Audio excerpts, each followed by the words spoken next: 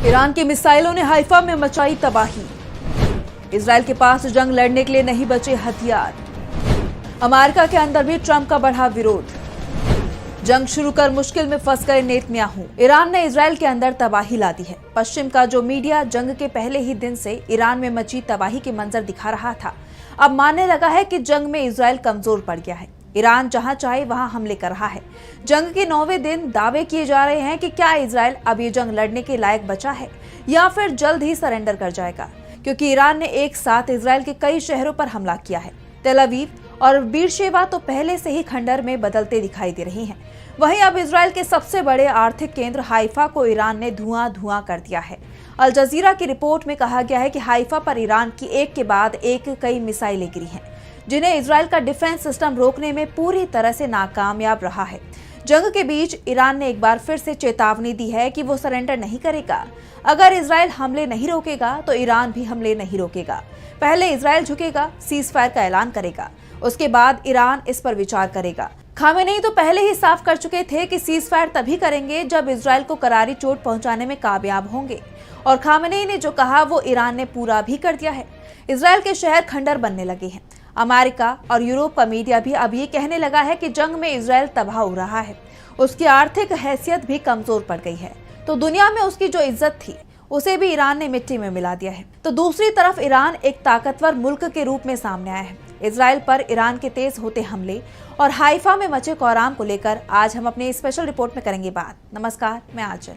Israel के शहरों में सायरन बज रही हैं। राजधानी तेल अवीव में तो लगातार धमाकों की आवाजें आ रही हैं। ईरान के पलटवार का जो सिलसिला शुरू हुआ है, अचानक ही शहर में सायरन की आवाज गूंजने लगती है, जो संकेत होता है कि ईरान ने शहर को टारगेट करते हुए मिसाइल हमला किया है। कुछ ही मिनट का समय होता है, लोग बंकरों की तरफ दौड़ लगा देते हैं और 3 से 4 मिनट के बाद अचानक ही जोरदार धमाके की आवाज सुनाई देती है। ईरान की मिसाइल अपने टारगेट को हिट करती है। इसके बाद लोग धीरे धीरे कर बंकर से बाहर आते हैं और जहां मिसाइल गिरी है वहां का नजारा देखते हैं, जो चंद मिनट में पूरी तरह से बदल जाता है। सायरन, अलर्ट, धमाके और बंकर, अब इजरायलियों की जिंदगी इन्हीं के आसपास सिमट गई है।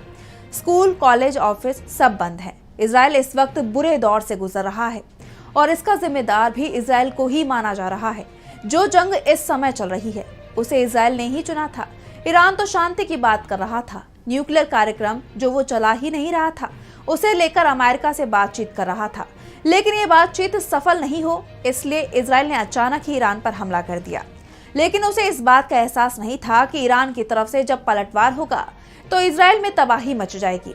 ईरान ने शनिवार सुबह इजरायल पर मिसाइल हमले किए हैं, जिसके बाद इजरायल के तमाम शहरों में सायरन बजने लगे।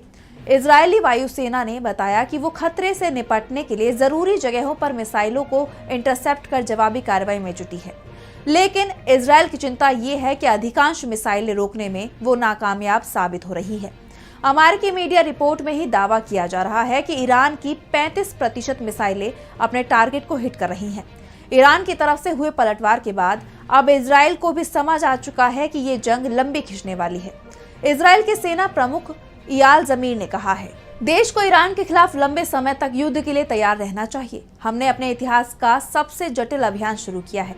हमने कई कामयाबी हासिल की है, लेकिन मुश्किल दिन अभी भी आने वाले हैं। साफ है, इजरायली सेना चीफ को भी पता है कि जंग किधर जा रही है। ऐसे में इजरायल के सामने तो मुसीबत का पहाड़ आना बाकी है, क्योंकि अमेरिका से जो रिपोर्ट सामने आ रही है उसमें बताया जा रहा है कि इजरायल के पास हथियारों की कमी शुरू हो गई है। इजरायल के पास जो हथियार हैं उसमें से अधिकांश अमेरिका ने ही उसे दिए हैं, जिनका इस्तेमाल वो जंग में कर रहा है।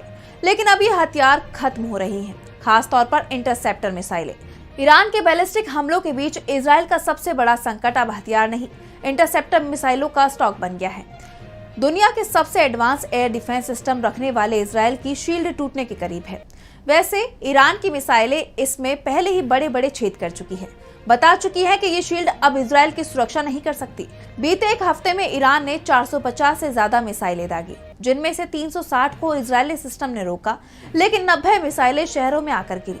अमेरिकी मीडिया रिपोर्ट के मुताबिक इजरायली सैन्य अधिकारियों का अनुमान है कि अगर ईरान हमले की मौजूदा रफ्तार बनाए रखता है तो महज 12 दिनों में इजरायल की इंटरसेप्टर मिसाइलें खत्म हो सकती हैं।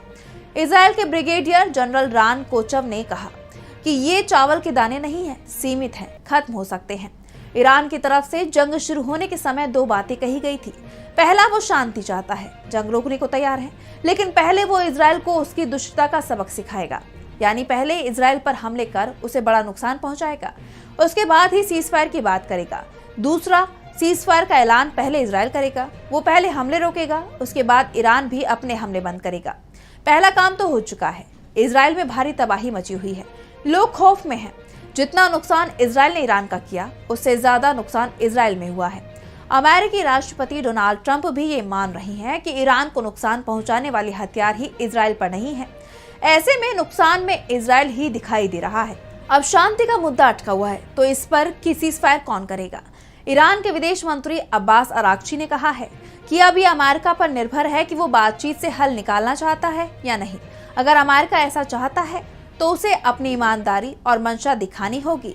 जिनेवा में एनबीसी न्यूज को दिए इंटरव्यू में अराक्ची ने कहा कि ये भी हो सकता है कि अमेरिका पहले से ही ईरान पर हमला करने की योजना बना चुका हो और बातचीत सिर्फ एक बहाना हो। शायद उनकी असली मंशा कुछ और थी और उन्होंने बातचीत का दिखावा किया। अब ईरान को अमेरिका पर भरोसा नहीं रहा। जो कुछ अमेरिका ने किया वो कूटनीति के साथ एक तरह का धोखा था। ईरान के दावे से साफ है कि अब उसे अमेरिका पर भरोसा नहीं है। तो वहीं अमेरिका के राष्ट्रपति डोनाल्ड ट्रंप पर इस बात को लेकर दबाव बढ़ता जा रहा है कि वो जंग से दूर रहें।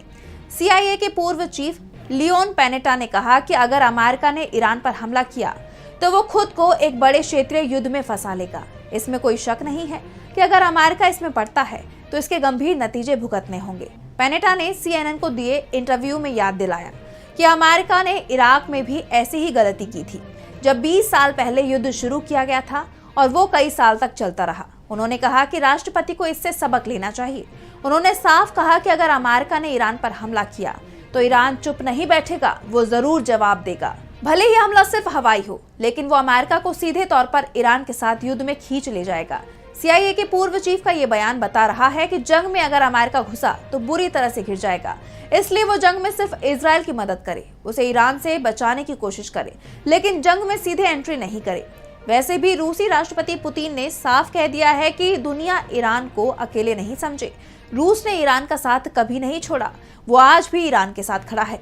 यानी रूस ने साफ कर दिया है कि अगर जंग में अमेरिका की एंट्री होती है तो फिर ये जंग बड़ा रूप ले सकती है। दूसरी तरफ इजराइल की चिंता ये है कि वो अब ईरानी मिसाइलों के हमले नहीं रोक पा रहा है, जिसके चलते इजराइल में होने वाला नुकसान बढ़ता चला जा रहा है। ऐसे में जो दावे जंग के दूसरे दिन से ही शुरू हो गए थे वो सच भी हो सकते हैं। यानी इजराइल की तरफ से सीजफायर की अपील की जा सकती है। नेतन्याहू को बचाने के लिए इसका ऐलान डोनाल्ड ट्रंप कर सकते हैं, लेकिन जिस तरह से ईरान अब ट्रंप को लेकर ही तीखी बयानबाजी कर रहा है, उसके बाद एक बात साफ है, सीजफायर होगा तो ईरान की शर्तों पर। आप बने रहिए हमारे साथ नेशनल खबर 24 टीवी न्यूज़ में। आगे की खबर अपडेट पाने के लिए हमारे चैनल को लाइक, शेयर और सब्सक्राइब करें। मिलते हैं जल्दी नई खबरों के साथ।